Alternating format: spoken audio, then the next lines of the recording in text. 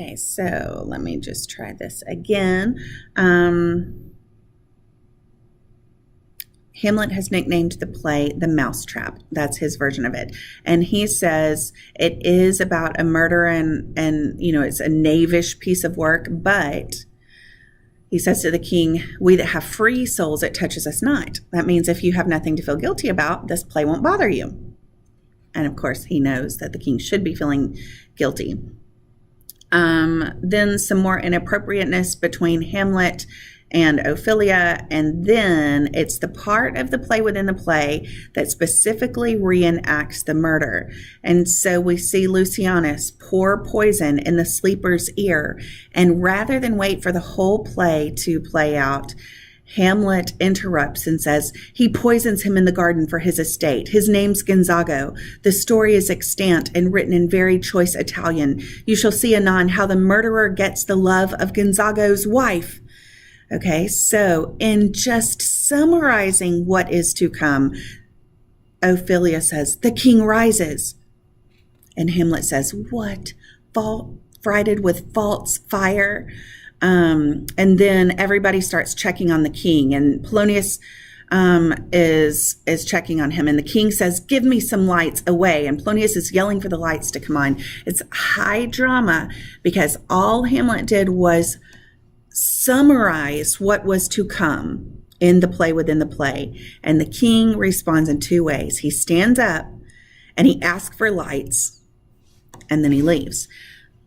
Do you think that is compelling evidence that he is guilty of the very act that is being enacted in front of him in that play? Hamlet certainly thinks so. And then Hamlet pulls Horatio aside and says, good Horatio, I'll take the ghost word for 1,000 pounds. Didst perceive? Very well, my lord. Upon the talk of the poisoning, I did very well note him. Okay, so that means that Hamlet is acknowledging that Claudius must be guilty, that he believes the word of the ghost because Claudius couldn't just sit there quiet during a play that enacted the very thing he was accused of doing.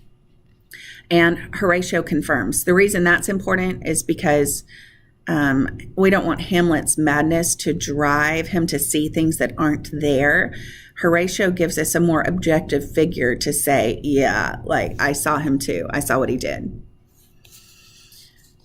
Rosencrantz and Guildenstern come in at this point, and this is really a funny scene. It's dramatic, but also amusing, because Hamlet has a mission now, and these guys are just becoming a nuisance.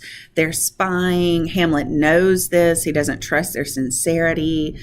And Guildenstern says that the king is really, really upset with Hamlet, and Hamlet is sort of putting on quite a show now, or else his craziness is getting to him. Guildenstern says, the queen, your mother, in most great affliction in spirit, hath sent me to you. And Hamlet says, you are welcome.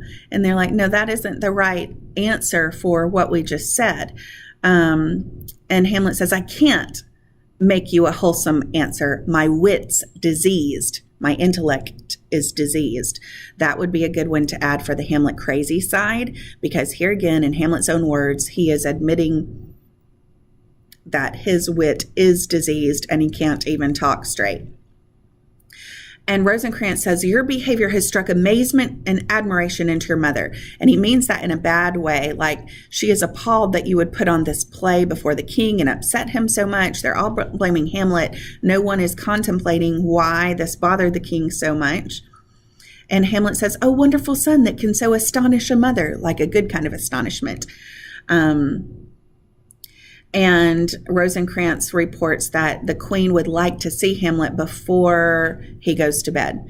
So we know that that's part of the plan for the queen and Hamlet to have a conversation while Polonius listens in on the thing. So that's the setup for that will come in the next scene.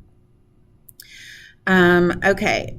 Rosencrantz says, my lord, you once did love me, because he's not understanding why Hamlet isn't cooperating. And Hamlet says, I do still by these pickers and stealers.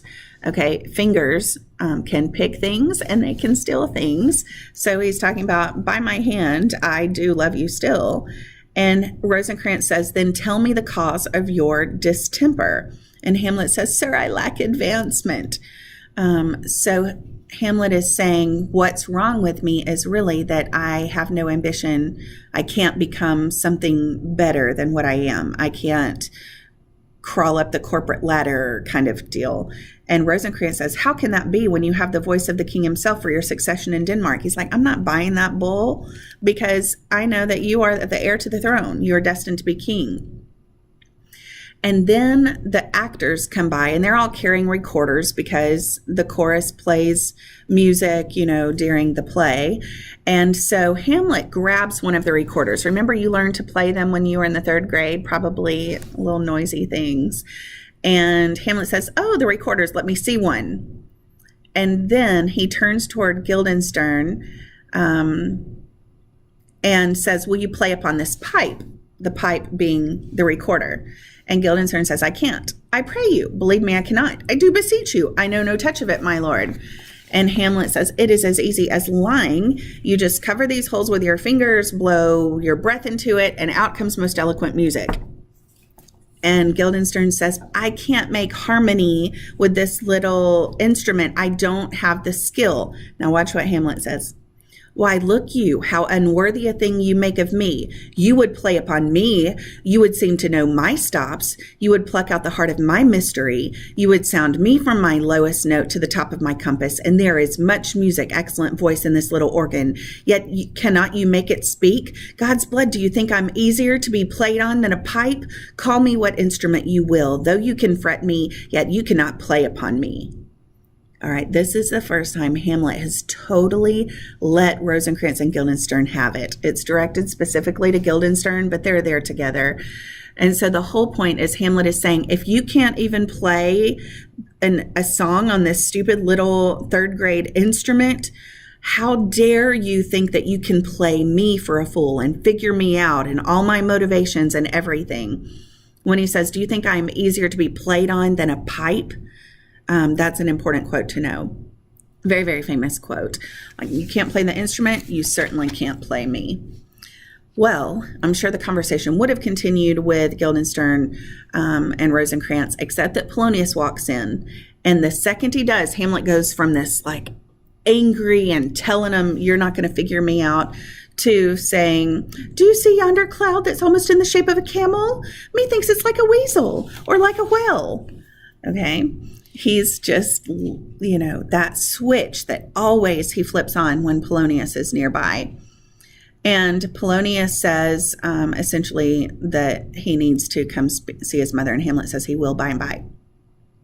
At the very end of the scene, Hamlet is by himself. So this is a very short soliloquy here.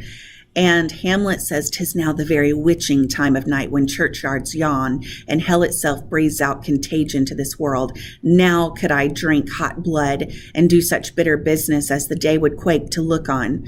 Do you hear how, dark that is? That does not sound like Hamlet. So you may see a bit of a shift here. Now that he has absolute proof, he feels like, that the king is responsible for the death of his father, he is angry. Now he is seriously ready for revenge. So he says, soft now to my mother, O heart, lose not thy nature. Let not ever the soul of Nero enter this firm bosom. Let me be cruel, not unnatural. I will speak daggers to her, but use none. Okay, Nero killed his own mother. So he's saying, I don't want to take out this vengeance and this passion against her. I'm only going to speak daggers to her, not use daggers against her.